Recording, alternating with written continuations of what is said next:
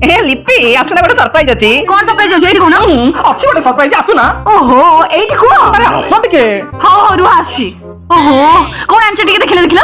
ଟାଣ୍ଟଣା କେଇ ଦେଖ କଣ। ଓହୋ ଏ ମା କେକ୍ ଆଣିଛ? ହେଲେ ଆଜି ତମ ଜନ୍ମଦିନ ନୁହଁ କି ଆମ ଦିଜଣଙ୍କ ଆନିଭର୍ସରୀ ବି ତ ନୁହଁ। କେକ୍ କଣ ପାଇଁ? ଆରେ ଆକୁ ମୁଁ ଓ ବୁଝିଲି ବୁଝିଲି ବୁଝିଲି। ତମର ଆଉ କାହା ସହିତ ଚକ୍କ ନାହିଁ ତ, ତା ପାଇଁ କେକ୍ ଅର୍ଡର କରିନଥିଲ ତ? ହଁ ହଁ ଚକ୍କର ଚାଲିଛି, ସେଇଥିପାଇଁ ତା ପାଖକୁ ନ ନେଇକି ମୁଁ ତମ ପାଖକୁ ଆଣିଛି। କହିଲା କଣ ନା ଚକ୍କର ଚାଲିଛି, ଗୋଟିଏକୁ ସମ୍ଭାଳି ପାରୁନି ମୁଁ ପୁଣି ଆଉ କାହା ସାଙ୍ଗରେ ଚାଲିବ ଚକ୍କର। ତମେ ଟିକେ ଖୁସି ହବ ବୋଲି ତମ ପାଇଁ ନେଇ ଆସିଛି। ହଉ ସରି ସରି ସରି ସରି, ମୁଁ ଜାଣିଛି ତମେ ମତେ ଭଲ ପାଅ, ମୋ ଛଡା ଆଉ କାହାକୁ ବି ନୁହେଁ। ହେଲେ ଏମିତି କହୁକୁ କହିଦେଲି ନା। ତମେ ସତରେ ମୋ ପାଇଁ କେକ୍ ଆଣିଛ?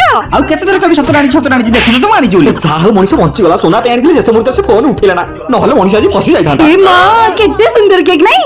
ଆଚ୍ଛା ହୋଲି ପାଇଁ ଆଣିଛ ନାଇଁ, ମତେ ଟିକେ ସ୍ପେଶାଲ ଫିଲ୍ କରିବା ପାଇଁକା। ଓଲୋ ମୋ ସ୍ୱାମୀଟା। ଆଚ୍ଛା ଆଚ୍ଛା କେକ୍ ଖାଇବା ଆଚ୍ଛା। ଚାଲ ଚାଲ ଚାଲ। ଏଇ ମା ବଢିଆ ଲାଗୁଛି।